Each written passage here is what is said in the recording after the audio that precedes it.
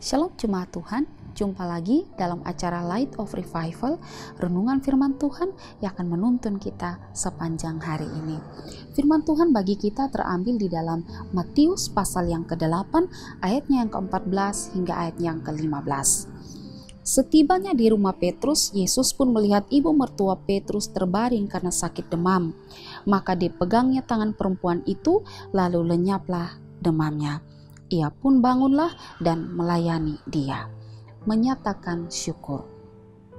Jemaat Tuhan yang terkasih, dalam teks yang kita baca ini menceritakan tentang Yesus yang menyembuhkan ibu mertua dari Petrus.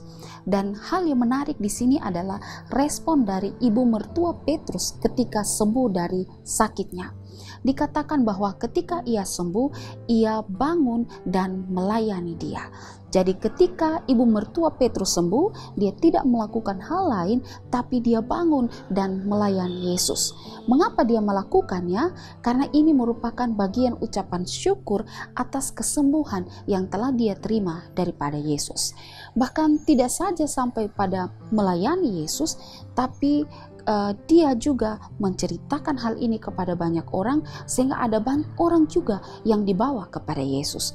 Di dalam ayat yang ke-16 berkata, menjelang malam dibawalah kepada Yesus banyak orang yang kerasukan setan, dan dengan sepatah kata Yesus mengusir roh-roh itu dan menyembuhkan orang-orang yang menderita sakit.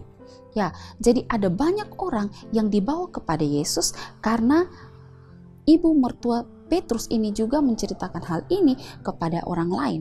Jadi dengan kata lain, ia pun bersaksi tentang kebaikan Yesus, ia pun bersaksi tentang apa yang dialaminya kepada orang lain, sehingga banyak orang yang dibawa kepada Yesus. Semua ini dilakukan karena bentuk rasa syukur atas segala kebaikan yang dia terima daripada Yesus, yaitu dia melayani dan dia bersaksi tentang Yesus kepada orang banyak. Saudara, mungkin saudara tidak pernah mengalami kesembuhan ilahi, tapi itu bukan berarti bahwa saudara tidak pernah merasakan berkat dan kebaikan Tuhan. Setiap kita merasakan berkat dan kebaikan Tuhan yang melimpah dalam hidup kita. Bahkan keselamatan yang kita terima adalah berkat terbesar dalam hidup kita. Namun pertanyaannya, sudahkah kita melayani dan bersaksi tentang Kristus kepada orang banyak?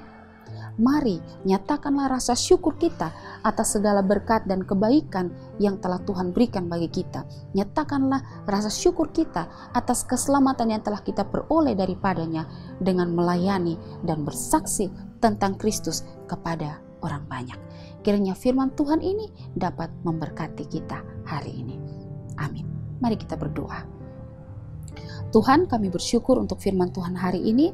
Kami berterima kasih karena ada begitu banyak berkat, kebaikan yang telah kami rasakan dalam hidup kami. Terima kasih juga untuk keselamatan yang boleh Tuhan berikan bagi kami.